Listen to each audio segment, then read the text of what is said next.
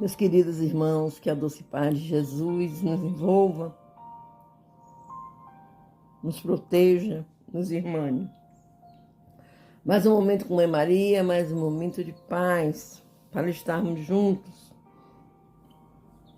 Vamos pegar nossa água para que possa ser fluidificada e vamos manter junto a nós, em pensamento, todos os irmãos que se sentem adoentados e precisam desse amor do Pai. Vamos iniciar fazendo a leitura de Emmanuel, da mensagem de Emmanuel, do livro Fonte Viva. Hoje é a leitura 16, não te perturbes. E o mandamento que era para a vida, achei eu que me era para a morte. Com palavras de Paulo, está em Romanos capítulo 7, versículo 10. Se perguntássemos ao grão de trigo que opinião alimenta acerca do moinho, naturalmente responderia que dentro dele encontra a casa de tortura, em que se aflige e sofre. No entanto, é de lá que ele se ausenta aprimorado para a glória do pão na subsistência do mundo. Se indagássemos a madeira com respeito ao serrote, informaria que nele identifica o algoz de todos os momentos, a dilacerar-lhe as entranhas. Todavia, sob o patrocínio do suposto verdugo, faz-se delicada e útil para servir em atividades sempre mais nobres. Se consultarmos a pedra com alusão ao buril, certo esclarecerá que descobriu nele detestável perseguidor de sua tranquilidade, a feri-la desapiedado, dia e noite. Entretanto, é dos golpes dele que ela se eleva aos tesouros terrestres, aperfeiçoada e brilhante. Assim, a alma, assim, a luta. Peçamos o parecer do homem quanto à carne, e pronunciará talvez impropriedades mil.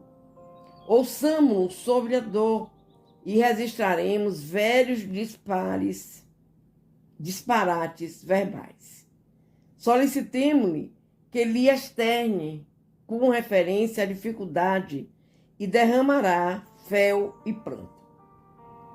Contudo, é imperioso reconhecer que do corpo disciplinado, do sofrimento purificador e do obstáculo asfixiante, o espírito ressurge sempre mais aformoseado, mais robusto e mais esclarecido para a imortalidade.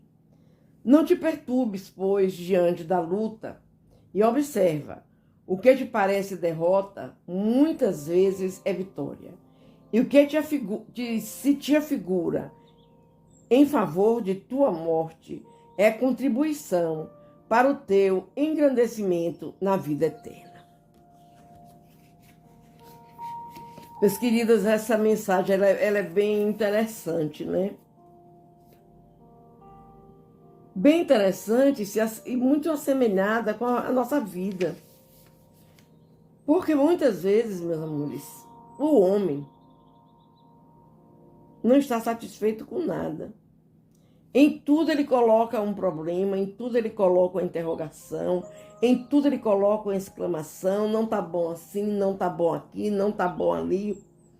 Quando na realidade ele só precisaria ser grato, buscar entender cada fase de sua própria vida, os porquês de estar acontecendo certas coisas. Então, para que não nos perturbemos, se faz necessário que estejamos em paz e conscientes de que tudo que acontece em nossa vida não é por acaso. Não é por acaso. É importante que nós estejamos sempre pensando no melhor de tudo que nos acontece, não no pior. Tiremos sempre bom proveito de tudo e estaremos nos preparando para uma vida mais agradável, mais tranquila, mais em paz. Vamos fazer a oração de nossa Mãe Maria. Ave Maria, cheia de graça, o Senhor é convosco. Bendita sois vós entre as mulheres, Mãe. Bendito é o fruto do teu ventre, Jesus. Menina Maria, Mãe de Jesus, rogai por nós, pecadores, agora e na hora de nossa morte, de nosso desenlace, que assim seja. Louvado seja nosso Senhor Jesus Cristo, Mãe Maria, para sempre seja louvado. E que tenhamos sempre, minha querida Mãe, paciência para ultrapassarmos os limiares das dores físicas e espirituais. Que assim seja, Mãe Maria, que assim seja. Pai, eu hoje estava pela manhã em uma homenagem às mulheres que trabalharam pelo Centro Espírita Arapari. Uma homenagem muito linda. Tivemos oradores maravilhosos, temas maravilhosos. Falo pelos oradores. A minha mãe é uma dessas guerreiras do Arapari e recebeu a homenagem. Muito emocionante. E eu, quando eu entrei no centro, Pai, eu senti que minha velhinha estava junto de mim.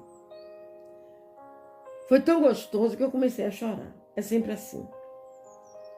O que eu mais quero, Pai, peço por todos os meus irmãos que já entregaram alguém para a parte espiritual, se sintam bem com essa presença amorosa deles junto a nós. É tão bom, Senhor, é tão bom. Obrigado pela mamãe que me destes, pela educação que ela me deu, pelo bem que ela plantou em seus filhos, pelo conhecimento da doutrina espírita e pela vontade de amar, indefinidamente amar e trabalhar na seara de Jesus. Obrigado, Maninha. Obrigado, Senhor, por tudo. E vamos, meus queridos, para mais um momento de paz. Estamos lendo o capítulo 4 do livro O Céu e o Inferno, de Allan Kardec. Estamos lendo o item 10, como eu falei para vocês que ele era um pouquinho longo, que nós iríamos dividir. Ontem já fizemos uma parte, hoje faremos outra e ainda teremos mais uma parte, que é muito extenso mesmo. Né? Nesse capítulo 10, fala sobre o quadro do inferno pagão. Vamos continuar de onde paramos ontem. A essas frases duras, Nabor Farzan se rojava por terra, arrancando os cabelos em acesso de raiva e desespero. Garonte instigava os escravos. Arrastem-no pela corrente, levantem-no contra a vontade. Não possa ele consolar-se, escondendo a sua vergonha. Preciso é que todas as sombras do estige a testemunhem como justificativa aos deuses, que por tanto tempo toleraram o reinado terreno deste ímpio. E ele avista logo, bem perto de si, o negro tártaro, evolando, escuro e espesso fumo, cujo cheiro mefítico daria a morte se espalhasse pela morada dos vivos. Este fumo envolvia um rio de fogo, um turbilhão de chamas, cujo ruído semelhante a torrentes mais caudalosas quando se desempenham de altos rochedos em profundos abismos, concorria para que nada se ouvisse nesses lugares tenebrosos. Telêmaco, secretamente animado por Minerva, entra sem medo nesse barato. Viu primeiramente um grande número de homens que tinham vivido nas mais humildes condições, punidos por haverem procurado riquezas por meio de fraudes, traições e crueldade. Riquezas por ímpios, hipócritas, que, simulando amar a religião, dela se tinham servido como de um belo pretexto para satisfazerem ambições e zombarem dos credos. Os que haviam abusado até da própria virtude, o maior dom dos deuses, eram punidos como os mais celerados de todos os homens. Os filhos que haviam degolado seus pais, as esposas que mancharam as mãos no sangue dos maridos, os traidores que venderam a pátria, violando todos os juramentos, sofriam, apesar de tudo, penas menores que aqueles hipócritas. Os 3 juízes infernais assim o queriam. Por esta razão, os hipócritas não se contentam com ser maus como os demais ímpios, porém querem passar por bons e concorrem, por sua falsa virtude, para a descrença e corrupção da verdade. Os deuses, por eles zombados e desprezados, perante os homens, empregam com prazer todo o seu poderio para se vingarem de tais insultos. Perto destes, outros homens aparecem, que vulgarmente se julgam isentos de culpa, mas que os deuses perseguem desapiedadamente. São os ingratos, os mentirosos, os aduladores, que louvaram o vício, os críticos perversos, que procuraram enodar a mais pura virtude. Enfim, aqueles que, julgando temerariamente das coisas sem as conhecer a fundo, prejudicaram por isso a reputação dos inocentes. Telêmaco, vendo os 3 juízes sentados a condenarem um homem, ousou perguntar-lhes quais os seus crimes. O condenado, tomando a palavra de pronto, exclamava: nunca fiz mal algum. Todo o meu prazer era praticar o bem. Fui sempre generoso, justo, liberal e compassivo. Que se pode, pois, exprobar-me? Minos então lhe disse: nenhuma acusação se te faz quanto aos homens, porém a estes menos não devias que aos deuses. Que justiça, pois, é essa de que te vanglorias? Para com os homens que nada são, não faltaste jamais a qualquer dever. Foste virtuoso, é certo, mas só atribuíste essa virtude a ti próprio, esquecendo os deuses que te deram tudo porque querias gozar do fruto da tua virtude encerrado em ti mesmo. Foste a tua divindade, mas os deuses que tudo fizeram e o fizeram para si, não podem renunciar aos seus direitos. E o fizeram, e pois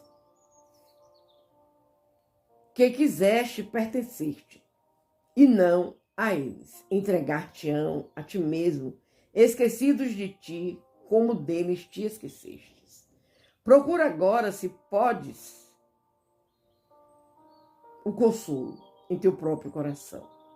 Este agora para sempre separado dos homens aos quais querias agradar. Este só contigo, tu que eras o teu ídolo. Fica sabendo que não há verdadeira virtude sem respeito e amor aos deuses, a quem tudo é devido. A tua fala, a tua falsa virtude, que por muitos anos deslumbrou os ingênuos, vai ser confundida, não julgando os homens o vício e a virtude, senão pelo que lhes agrada ou os incomoda. São cegos quanto ao bem e quanto ao mal. Aqui uma luz divina derroga seus julgamentos artificiais, condenando muitas vezes o que eles admiram e outras vezes justificando o que condenam. Amanhã continuaremos esse item 10, meus amores, que fala sobre o quadro do inferno pagão. Vocês vejam que ao desencarnar, muitos irmãos se acham empoderados de uma virtude, uma lealdade que às vezes fica incompreensível para que entendamos. Quando estamos na Terra, na jornada terrena, fazemos muitas coisas. Muitos homens procuram ser tão convencidos de seu poder, de seu valor, que eles se acham o próprio Deus. Eles se colocam na posição de deuses deles mesmos. E isso é terrível, porque ninguém pode se colocar no lugar do Pai. O Pai, nosso Deus, que é um Deus de amor, misericordioso, sempre está a nos perdoar, a nos convocar para o bem, para o bem-estar, para o bem da humanidade. E muitos homens assim não agem. Vocês vejam que aqui nós estamos falando do personagem do Telêmaco, né? E como que Telêmaco encontrou no mundo espiritual irmãos que ele tanto machucou. E isso, meus queridos, é verdade. Ao desencarnarmos, nós nos encontramos com os nossos desafetos. É por isso que é importante que tenhamos uma vida baseada, marcada pelo amor, pela paz, em oração. Amanhã continuaremos essa lição e vamos ver o que teremos mais do nosso irmão Telêmaco, certo? E que Deus nos abençoe. Que Deus nos abençoe. E vamos fazer a nossa oração, vamos conversar com o Papai do Céu, vamos pedir a Ele que tende misericórdia da humanidade, levando a cada irmão que precisar o teu amor, a tua paciência, aumentando a fé desses irmãos, Senhor. Eu às vezes penso, Pai, na humanidade, bate uma tristeza, Senhor, muito grande, de ver, de ouvir, de assistir fatos que não parecem reais, parecem coisas de conto de carochinha, porque são tão cruéis, tão terríveis, que a gente se pergunta, meu Deus, será que um ser humano é capaz de fazer isso? Será que um filho de Deus é capaz, Pai, de fazer isso? Ô Pai, eu vos peço perdão por esses irmãos e tende misericórdia, Pai, para que nós possamos avançar nessa transição planetária, evoluindo, e que um dia tenhamos um mundo de amor e de paz. Nós te agradecemos, Senhor, por isso. Te pedimos pelos nossos irmãos que se encontram adoentados, perdidos dentro deles mesmos, às vezes sem esperança, com medo. Muita gente tem muito medo da morte, meu Deus.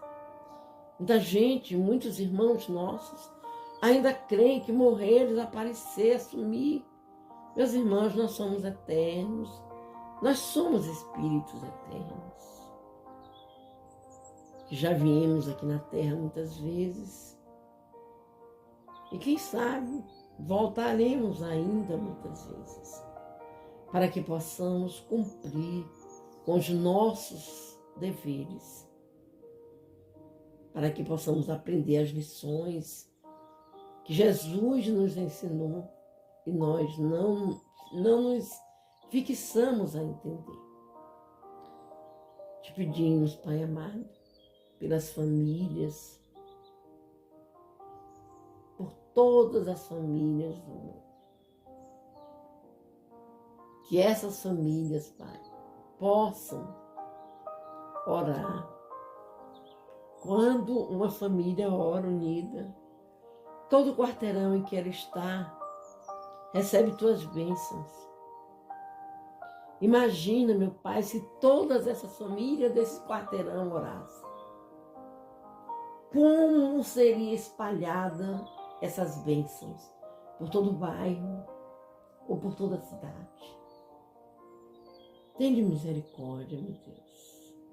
E que cada lar aprenda a viver contrito contigo, na oração, no amor, no perdão, na caridade, na humildade.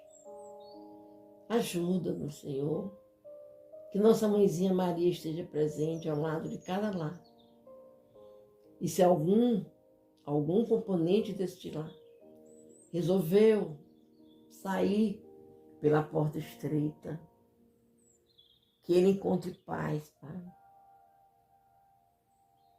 Que ele encontre paz. Pois nós sabemos que essa saída é tão ruim, tão infeliz, que eles não podem nem imaginarem. Mas nós cremos em Ti, Pai, e sabemos que estás ao lado de todos nós. Que assim seja. E assim, meus queridos, vamos fechar os nossos olhos. Vamos nos sentir abraçados por Jesus. Fazermos a oração que Ele nos ensinou. Pedir perdão ao Pai dos nossos erros cometidos. Pedir à espiritualidade amiga que esteja conosco neste momento, colocando em nossas águas o remédio necessário para que a nossa água seja fluidificada. E vamos fazer a oração que Jesus nos ensinou. Pai nosso que estás nos céus, santificado seja o teu nome de amor. Venha a nós o teu reino, seja feita a tua vontade, assim na terra como nos céus. O pão nosso de cada dia nos dai hoje e sempre. Perdoa, Pai querido, as nossas ofensas, assim como nós perdoaremos a quem nos tenha ofendido. Não nos deixeis cair em novas perturbações, mas livra-nos, Senhor, de todo mal. Pois teu é o poder, o reino, a honra e a glória, hoje, amanhã e por toda a eternidade. Que assim seja, meus queridos.